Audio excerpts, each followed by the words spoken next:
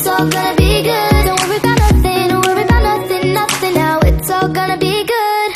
So good. That's right. Supreme Court justices are outraged with their own president. And the president, as you know, is Edson Fachin.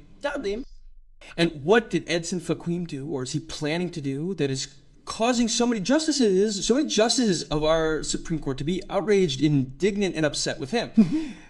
Did Edson Fachin open the investigation to use it to persecute people and keep it open for 7 years? Or did Edson Fachin fabricate a trial to imprison Lula's political opponents? Gaya.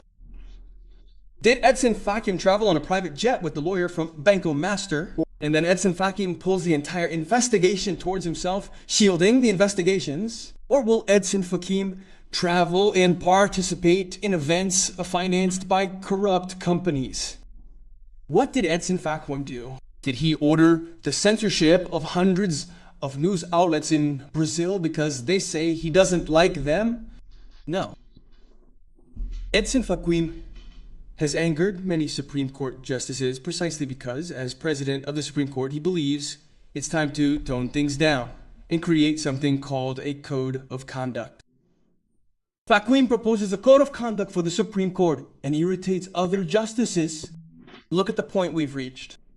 Justices are irritated because the president of the court wants to set certain guidelines, certain parameters, literally a code of conduct, yeah? The president of the Supreme Court, Ed Fachin, wants to create a code of conduct for justices of the court and other superior courts based on a German model.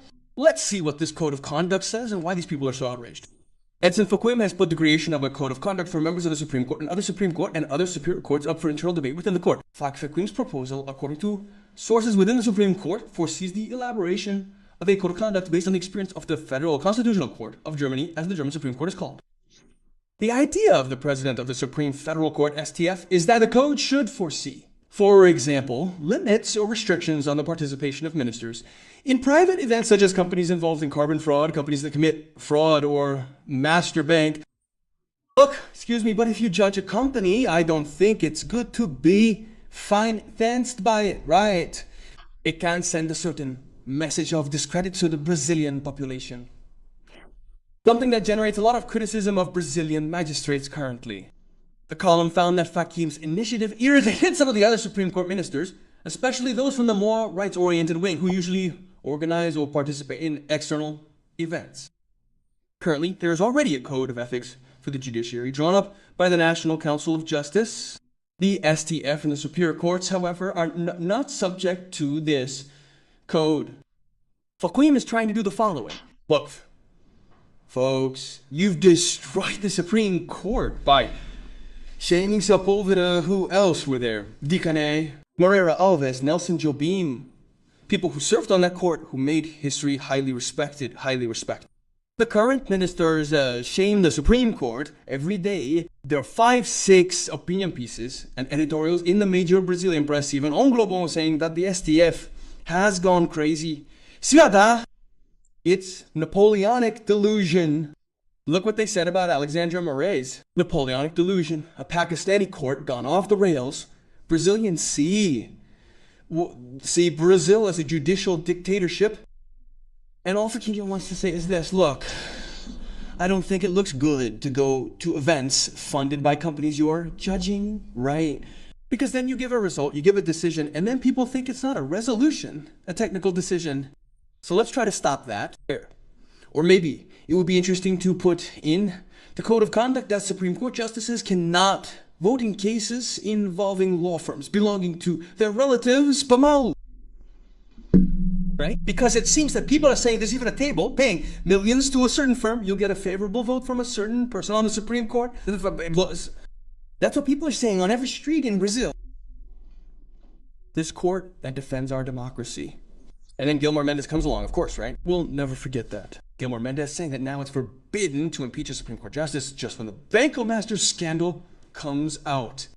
What Fachin is asking for is the most obvious and sensible thing. There's nothing absurd, extravagant, or exaggerated about it.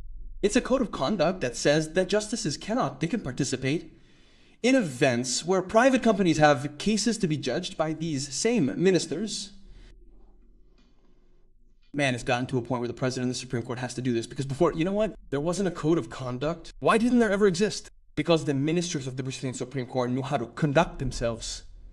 They had principles and values. They knew their limits. There was self-restraint. There was no need for a book and internal regulation because they weren't lunatic militants using their robes and destroying the credibility of an extremely important institution like the Supreme Court. But these people, like Sepúlveda